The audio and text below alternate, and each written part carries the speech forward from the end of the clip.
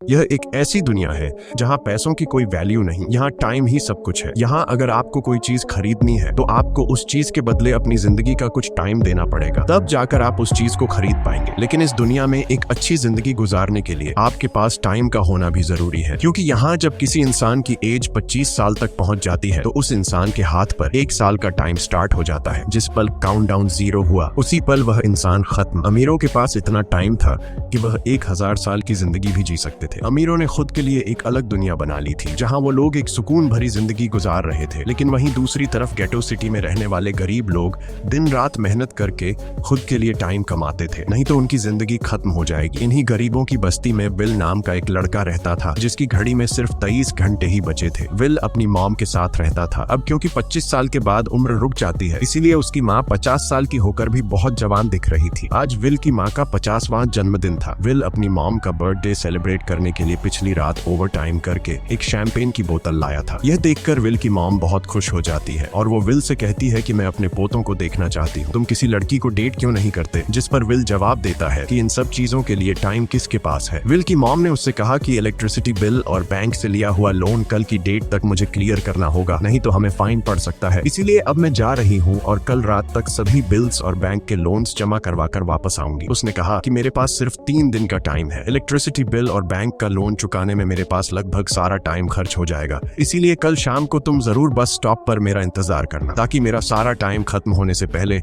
मैं तुमसे कुछ टाइम ले सकूं। इस पर विल ने कहा ठीक है, मैं टाइम पर पहुंच जाऊंगा। जाने से पहले विल की माँ विल के हाथ को छूकर उसकी बॉडी में 30 मिनट ट्रांसफर करती है ताकि विल अच्छा नाश्ता खरीद कर खा सके। इसके बाद दोनों अपने अपने काम पर निकल गए। रास्ते में विल के पास एक छोटी बच्ची आती है। वो विल को एक कैप्सूल देकर विल से उसका थोड़ा सा टाइम मांगती है। विल मुस्कुराते हुए उस छोटी बच्ची को कैप्सूल में अपनी जिंदगी का 5 मिनट का टाइम दे देता है और वह चली जाती है। यहाँ हमें पता चलता है कि यह लोग अपने टाइम को एक कैप्सूल में स्टोर भी कर सकते हैं, जिससे यह लोग कभी भी यूज और ट्रांसफर कर सकते हैं। इसके बाद विल काम के लिए फैक्ट्री पहुंच जाता है। काम शुरू करने से पहले वह कॉफी लेने जाता है, लेकिन वहां वह देखता है कि हर एक चीज का दाम डबल हो गया है। जहां पहले कॉफी 2 मिनट की मिलती थी, अब उसका प्राइस डबल होकर 4 मिनट हो चुका है। यहाँ पर कभी भी किसी चीज का भी दाम बढ़ा दिया जाता है बिना किसी अनाउंसमेंट के। ये बात विल को बहुत बुरी लगती है। मजबूरी में विल ने भी कॉफी के लिए अपनी जिंदगी के 4 मिनट पे किए और काम पर लग गया। दिन भर के काम के बाद रात के वक्त विल अपने दोस्त के साथ एक बार में जाता है। विल का दोस्त एक नंबर का शराबी था। वह हर वक्त शराब के नशे में टली रहता। विल का दोस्त विल को इशारे में बताता है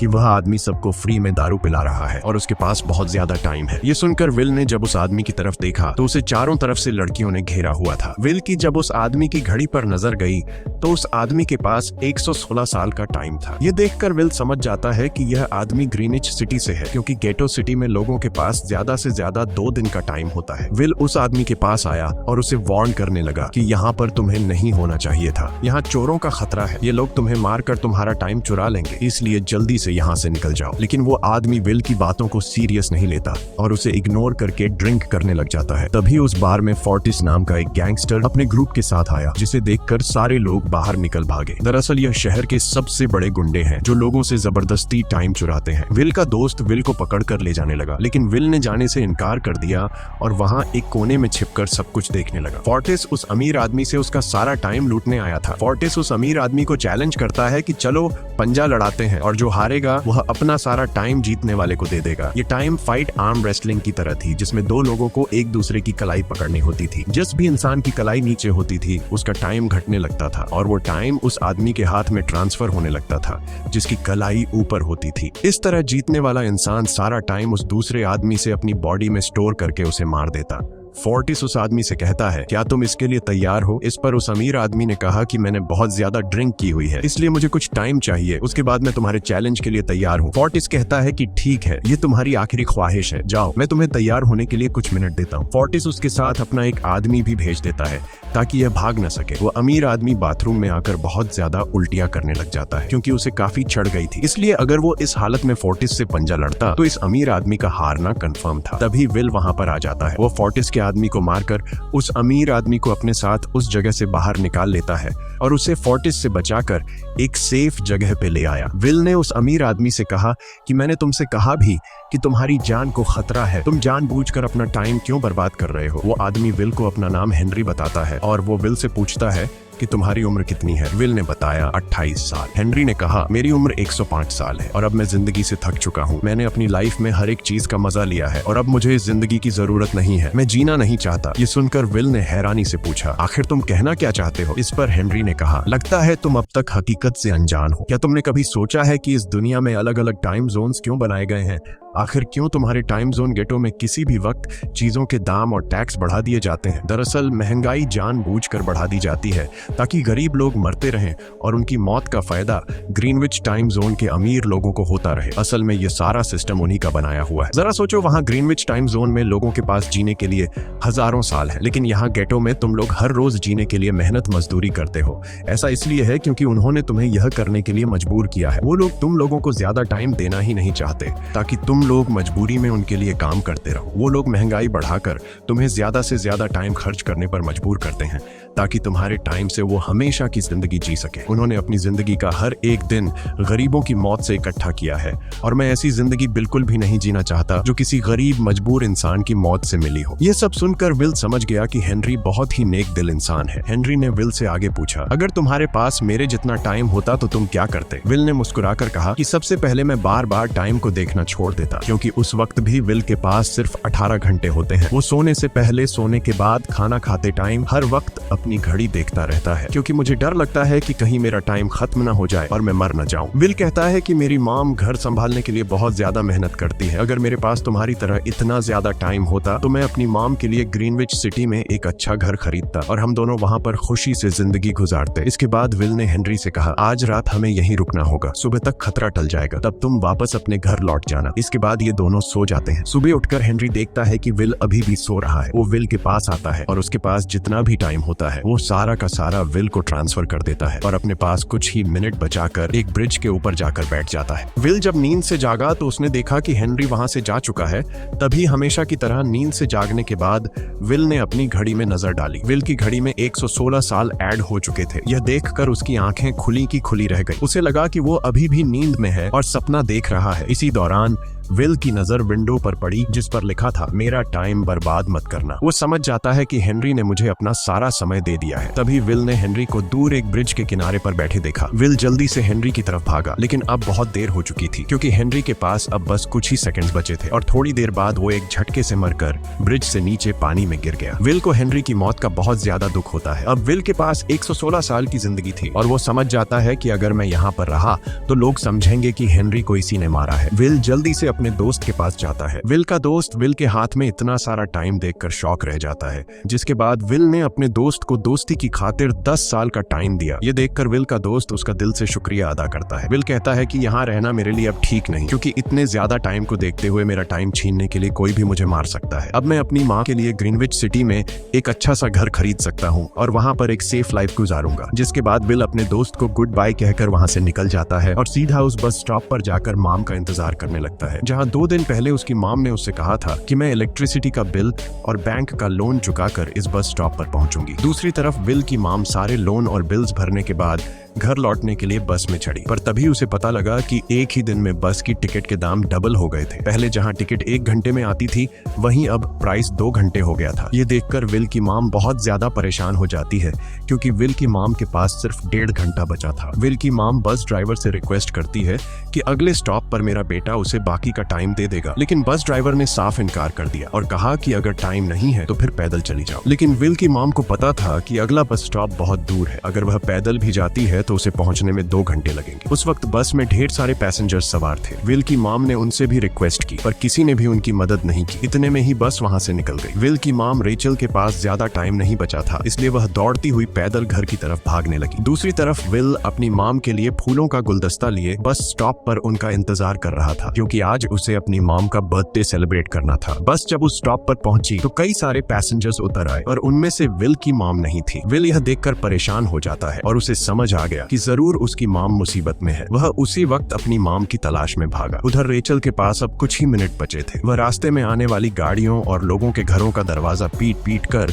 उनसे थोड़ा समय उधार मांग रही थी, लेकिन कोई भी उसकी मदद करने को तैयार नहीं था। इधर विल जब कुछ दूर गया तो उसे उसकी मॉम दौड़ती हुई नजर आ गई। अपनी मॉम को भागते हुए देख विल समझ गया कि उनके पास ज्यादा टाइम नहीं है। वह अपना हाथ आगे करके तेजी से उनकी तरफ दौड़ने लगा। उधर रेचल के पास अब सिर्फ 10 सेकंड्स ही रह गए थे। वह भी पूरी तेजी से विल की ओर भाग रही थी, लेकिन जैसे ही रेचल अपने बेटे विल के पास पहुंची, उसका टाइम खत्म हो जाता है और वह मर जाती है। यह देखकर विल को बहुत दुख होता है, क्योंकि उसने अपनी मॉम के लिए क्या कुछ नहीं सोचा था। वह चीख चीख कर रोने लगा। अगली सुबह तक हेनरी की डेड बॉडी टाइम कीपर्स को मिल चुकी थी। ये टाइम कीपर्स वहां पर इन्वेस्टिगेशन करते हैं। आज की दुनिया में टाइम कीपर्स होते थे जो पुलिस की तरह थे। इन टाइम कीपर्स का काम भी क्राइम को रोकना होता है। टाइम कीपर्स के ऑफिसर रेमंड ने उस जगह में अच्छी तरह से जांच की, लेकिन उसे कोई भी क्लू नहीं मिला। तभी रेमंड की नजर उस ब्रिज के पास लगे सीसीटीवी कैमरा की तरफ गई। वह सीसीटीवी फुटेज चेक करने सीसीटीवी रूम के लिए निकल पड़ा। दूसरी तरफ विल समझ चुका था कि उसकी मॉम की मौत के लिए ग्रीनिच में रहने वाले अमीर लोग ही जिम्मेदार हैं,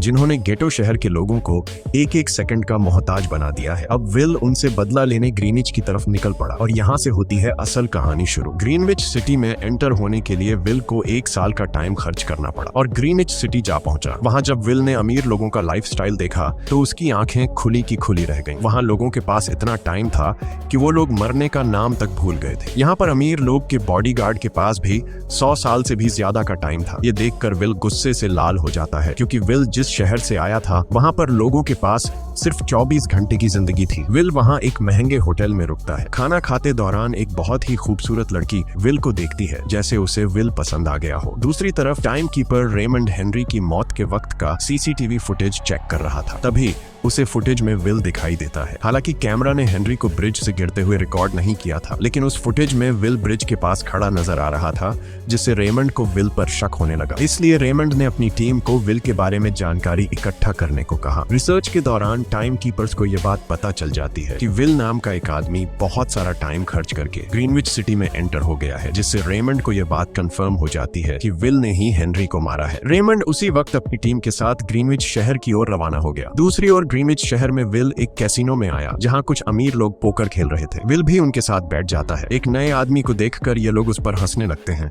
लेकिन विल गैम्बलिंग में माहिर था। आज उसके लिए अमीरों से पैसे निकालने का सबसे अच्छा मौका था। विल ने फिलिप नाम के एक रईस आदमी के साथ पोकर की बाजी खेली। फिलिप यहाँ का सबसे रईस इंसान है। उसके पास खुद का एक टाइम बैंक है जो लोगों को लोन पर टाइम देता है। फिलिप के साथ उसकी डॉटर भी बैठी होती है। यह वही लड़की है जो कुछ देर पहले विल को गौर से देख रही थी। गेम जब शुरू हो जाती है तब विल अपनी लाइफ का सारा टाइम दांव पर लगा देता है और अपनी माइंड के बदौलत वो फिलिप से 1100 साल जीत जाता है। यह देखकर फिलिप की बेटी सिल्विया विल से काफी ज्यादा इम्प्रेस हो जाती है। उसने विल को कल रात अपने घर पार्टी पर इनवाइट किया। फिर अगली शाम विल एक नई नवेली कार खरीदकर फिलिप की पार्टी में जा पहुंचा। वहीं पार्टी के दौरान विल और सिल्विया डांस करने लगते हैं और सिल्विया मन ही मन विल को दिल दे बैठी। वो अपनी दिल की बात विल से करने ही वाली थी कि तभी टाइम कीपर रेमंड अपनी टीम के साथ वहां पहुंचता है और विल को पकड़ लेते हैं। विल को खूनी समझकर सिल्विया भी उससे नाराज हो गई। रेमंड ने सबसे पहले विल का सारा टाइम उससे छीनकर सिर्फ 2 घंटे दिए। उसके बाद वो विल को हेनरी के खून के इल्जाम में गिरफ्तार करने लगा। रेमंड विल से पूछता है कि तुमने हेनरी को क्यों मारा। विल उसे कहता है कि मैंने उसे मारा नहीं था,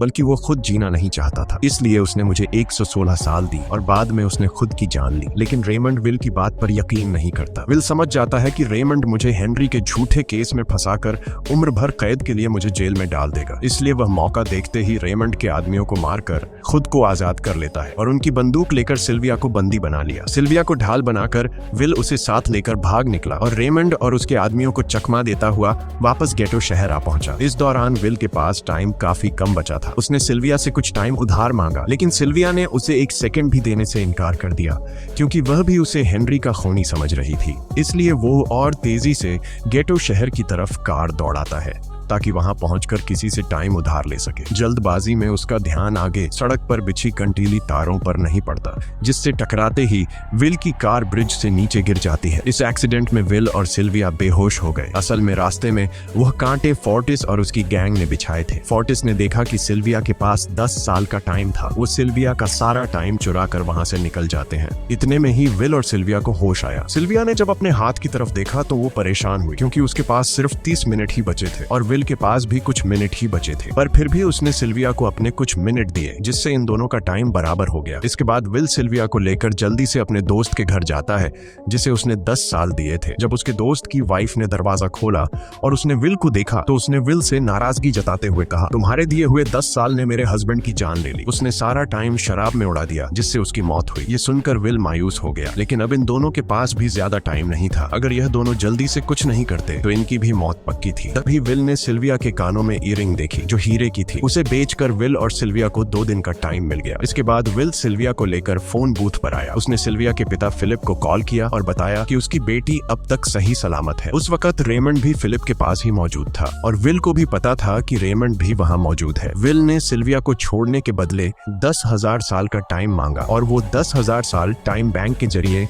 गरीब लोगों में बांटने को कहा और कल सुबह तक का टाइम दिया। हालांकि फिलिप के लिए यह रकम कुछ भी नहीं थी और फिलिप किसी भी कीमत पर गरीबों को टाइम नहीं देना चाहता था। इधर विल सिल्विया को अपने घर ले आया, जहां पर दोनों सुबह होने का इंतजार कर रहे थे। इसी दौरान सिल्विया ने विल से पूछा कि उसकी फैमिली कहाँ है। इस पर विल ने बताया कि पिछली रात ही टाइम न होने की वजह से मेरी माँ की डेथ हुई। ये सुनकर सिल्विया को बहुत बुरा लगता है और उसे एहसास होता है कि यहाँ गरीब लोग हर पल मौत के डर में जीते हैं। उन्हें एक दिन का टाइम कमाने में कितनी मेहनत करनी पड़ती है। अगली सुबह बैंक खुलते ही विल और सिल्विया खिड़की से बैंक पर नजर रखने लगे, लेकिन बैंक ने गरीबों में टाइम नहीं बांटा। सिल्विया ये देखकर बहुत मायूस हो गई कि टाइम के आगे उसके पिता के लिए अपनी बेटी की भी कोई कीमत नहीं थी। अब सिल्विया को समझ आ गया कि उसके पिता सिर्फ बिजनेसमैन नहीं है, बल्कि वो इस सिस्टम के हेड है। वो गरीब लोगों की मौत से अपनी जिंदगी के साल जमा करते हैं। सिल्विया को यूं मायूस देखकर विल ने उसे वापस घर भेजने का फैसला किया। वो उसे फोन बूथ पे ले आया और अपने पिता को कॉल करके अपने लिए मदद बुलाने को कहा। इस दौरान विल सिल्विया को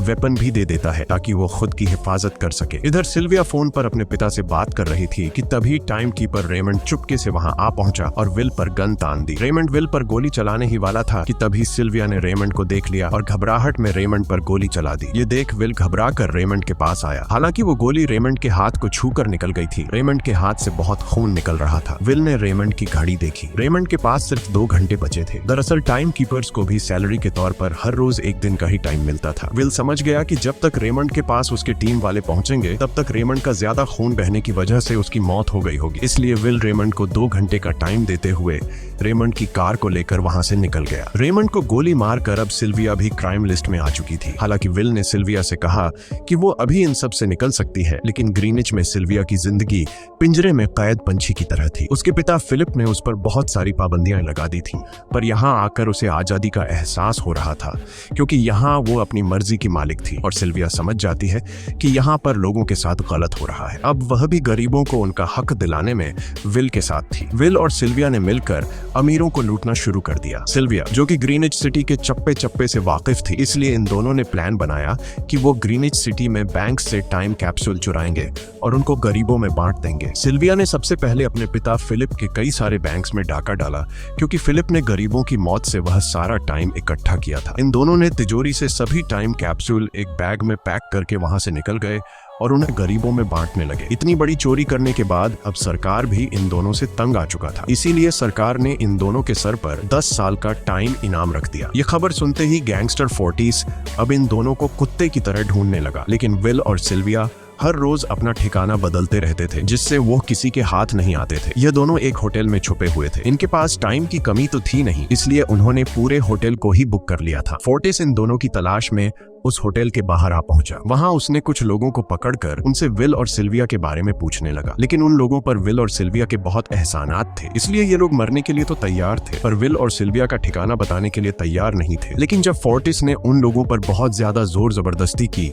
तो उनमें से एक बंदा मौत के डर से फोर्टिस को उस होटल के बारे में बता देता है जहां विल और सिल्विया छुपे हुए थे, जिसके बाद फोर्टिस फौरन अपनी गैंग के साथ वहां पर पहुंच जाता है और इन दोनों को पकड़ लेता है। अब विल और सिल्विया का उनसे बच पाना नामुमकिन था। फोर्टिस ने विल को एक टेबल पर बैठा दिया और उसे टाइम फाइट के लिए चैलेंज किया। विल समझ गया कि अगर मैंने चैलेंज से इनकार किया तो फोर्टिस के गैंग वाले लोग मुझे मार देंगे, इसलिए क्यों ना आज इसके साथ पंजा आजमाया जाए। फोर्टिस और विल ने एक दूसरे की कलाई पकड़ ली और मौत का खेल शुरू हुआ। फोर्टिस माहिर खिलाड़ी था, उसने शुरुआत में ही विल का हाथ नीचे कर दिया, जिससे विल का टाइम तेजी से फोर्टिस में ट्रांसफर होने लगा। लेकिन विल बिल्कुल जोर ही नहीं लगा रहा था, जैसे कि वो जानबूझकर हार रहा हो। पर जैसे ही विल के पास अपनी लाइफ के 3 से 4 सेकंड बचे, तभी विल ने अपनी पावर दिखाई और एक झटके से फोर्टिस का हाथ नीचे कर दिया। फोर्टिस की आंखें खुली की खुली रह गई। वो पूरा जोर लगाकर अपना हाथ ऊपर करने की कोशिश कर रहा था, लेकिन विल की ताकत के आगे वो ढीला पड़ चुका था। ये देख फोर्टिस के आदमियों का ध्यान फोर्टिस की घड़ी पर अटक गया। अब उनका बॉस मरने वाला था। इतने में ही मौका पाकर विल ने अपने जूते से गन निकाली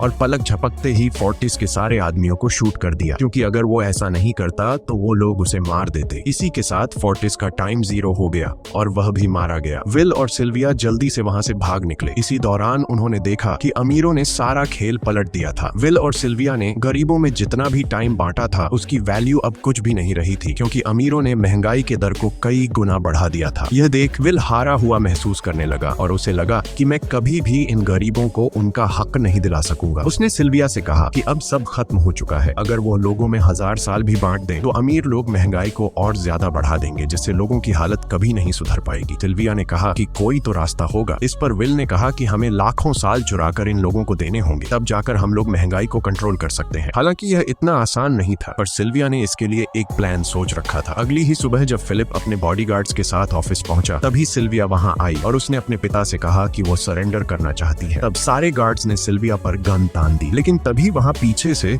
गार्ड के बेस में छिपा विल वहां आ पहुंचा। उसने फिलिप के सर पर गन रखी और उसके जरिए लॉकर का दरवाजा खुलवाया। विल और सिल्विया ने फिलिप के लॉकर से एक टाइम कैप्सूल चुरा लिया, जिसमें 10 लाख साल का टाइम मौजूद था। इस टाइम कैप्सूल का एक साल गरीबों की ही मौत से आया था। विल और सिल्विया वह टाइम कैप्सूल लेकर भाग जाते हैं। इधर रेमंड को जब यह बात पता चली तो वह फौरन विल और सिल्विया के पीछे लग गया। जब रेमंड ने अपने हाथ पर घड़ी को देखा तो उसके पास 1 घंटे से भी कम टाइम बचा हुआ था। वह हेडक्वार्टर कॉल करके कहता है कि मुझे मेरी सैलरी कैप्सूल में भेज दो, मेरे पास टाइम कम है। लेकिन इससे पहले कि वह अपनी बॉडी में कैप्सूल से टाइम ट्रांसफर कर पाता, उसे विल की कार दिख जाती है और वह कैप्सूल से अपनी बॉडी में बिना टाइम ट्रांसफर किए उनके पीछे लग जाता है, क्योंकि अगर वो 10 लाख साल गरीबों को मिल जाते तो गेटो टाइम जोन का हर एक इंसान अमर हो जाता और अमीरों का बनाया पूरा सिस्टम तहस नहस हो जाता। रेमंड ने विल और सिल्विया को पकड़ने के लिए अपनी पूरी जी जान लगा दी, लेकिन वो उन्हें रोक नहीं पाया। विल और सिल्विया रेमंड को चकमा देकर गेटो शहर आ गए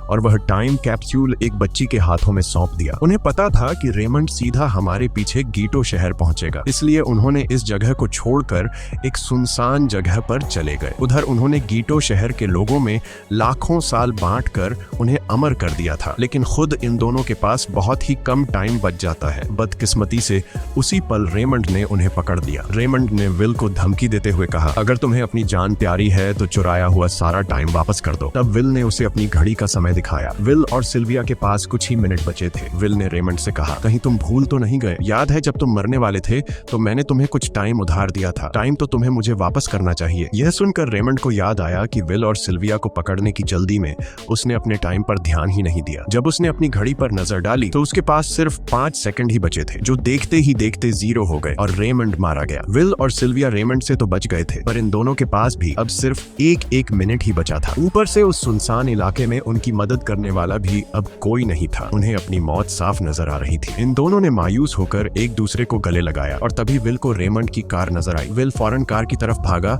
और वहां पहुंचकर उसने रेमंड की सैलरी का टाइम अपनी घड़ी में ट्रांसफर कर दिया। इसके बाद वह सिल्विया को भी टाइम देने उसकी ओर भागने लगा। सिल्विया भी तेजी से विल की ओर दौड़ रही थी। सिल्विया के पास कुछ ही सेकंड्स बचे हुए थे। यह बिल्कुल उसी तरह का पल था जिस तरह से विल ने अपनी मॉम को खोया था। विल ने अपनी मॉम को तो खो दिया था, पर सिल्विया को नहीं खोना चाहता था। विल सिल्विया के बिल्कुल करीब ही था, पर तभी सिल्विया विल की बाहों में गिर पड़ी। लकीली विल ने सही वक्त पर सिल्विया का हाथ थाम लिया था, जिससे उसकी जान बच गई। विल और सिल्विया की बदौलत अब डेटन शहर के सारे लोग अमर हो चुके थे। अब उन्हें एक घंटे कमाने के लिए फैक्ट्रीज में काम करने की जरूरत नहीं थी। वह सभी अपने सपनों को पूरा करने ग्रीनिच शहर की ओर निकल पड़े, जिससे अमीरों का बनाया सारा सिस्टम फेल हो गया। वहीं इसी के साथ यह कहानी खत्म हो जाती है। अगर आपको वीडियो अच्छी लगी हो तो हमारे चैनल को सब्सक्राइब और वीडियो को लाइक जरूर कीजिएगा।